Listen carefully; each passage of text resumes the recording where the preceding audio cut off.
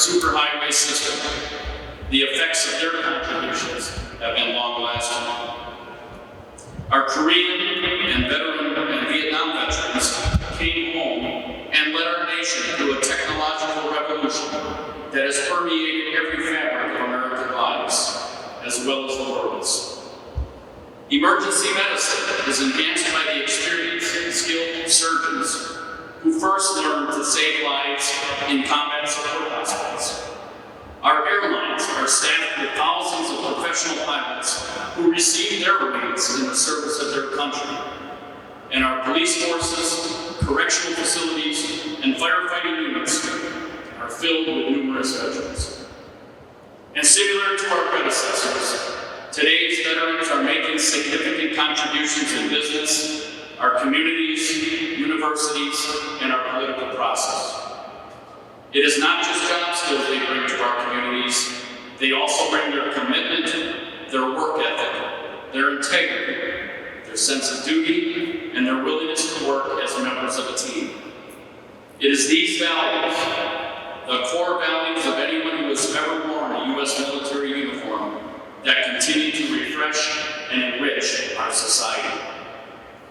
And from all communities across Wisconsin and America, the warriors of the future are stepping forward each day to grasp the torch of freedom and carry it forward. We honor our veterans here today, as they should on Veterans Day, but I also want to recognize one more group for their contributions, and that is the families of veterans. Whenever service members are called to action and deploy in support of a mission, they leave behind their spouses, their children, their parents, and all of their loved ones. Those family members wait nervously for the letter, the phone call, an email from home, or an email home that tell them that their loved one is safe. They may not carry a rifle in their hands, but they carry the weight of anxiety, the weight of the unknown about their servicemen, probably the heaviest burden you can imagine.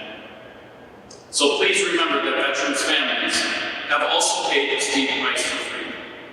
We may never be able to adequately thank them, but we must always support them. If history has taught us anything, it is that Americans will bear any hardship, overcome any obstacle, and conquer any foe in their pursuit of liberty and justice for ourselves, our children, our fellow countrymen, and for those whose faces we will never know. Yet we endure, and it is this devotion to duty that gives us strength. It inspires today's servicemen and women to stand their post in the defense of this nation. When veterans put on the uniform and raise their right hand, they wrote a blank check to the citizens of the United States to defend the Constitution against all enemies, even if it means the loss of their own life. Every morning that we wake up in this free land, it is because of veterans like this. This is not often appreciated enough by those who enjoy it the most. For it is a veteran who has experienced the hardships of battle, witnessed the frailties of humankind, and fought to defeat the depravity of a dictator who can most appreciate the limitless opportunities afforded America's citizens if they so choose to pursue them. So today, I join all Americans in saying thank you to our veterans and their families, and applaud them not only for their past service, but for the example they set for our children today.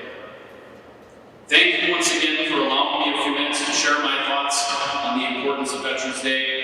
And to any veterans listening to this, I say thank you, and a grateful nation says thank you. God bless you, God bless America's men and women in uniform, and may God continue to bless the United States of America. Thank you.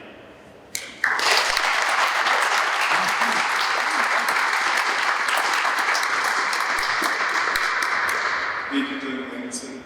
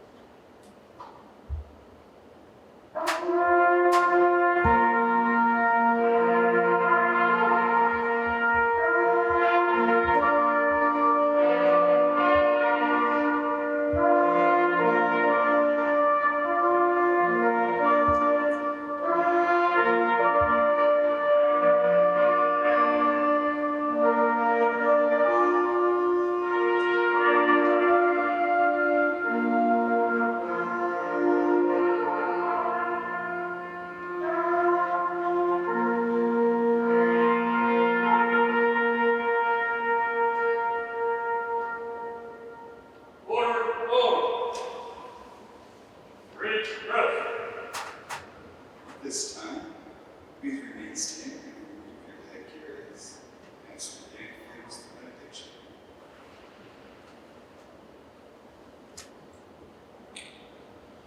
Lord our God, today as we gathered, remembered, and honored those that serve this nation, as we remember with gratitude the freedom we have in this nation due to those who have served faithfully, especially those who have given their lives in service, we thank you for these who have lived and died in service to this nation.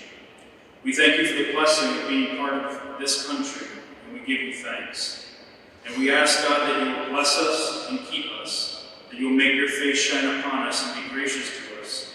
Lord, turn your face towards us and give us peace.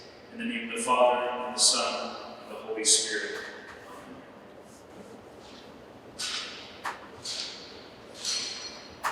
In closing, I want to say thank you to all of you and to all the United States and American veterans that have served in any branch of service, past or present. Today, this concludes today's ceremony. There will be a legacy stone ceremony right here at 1 p.m.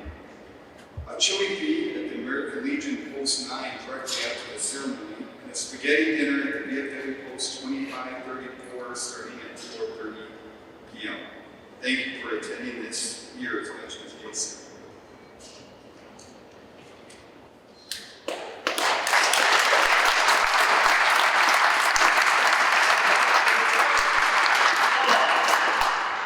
So my name is Mark Anderson. I'm a retired Major General in the United States Army. Served 38 years in uniform.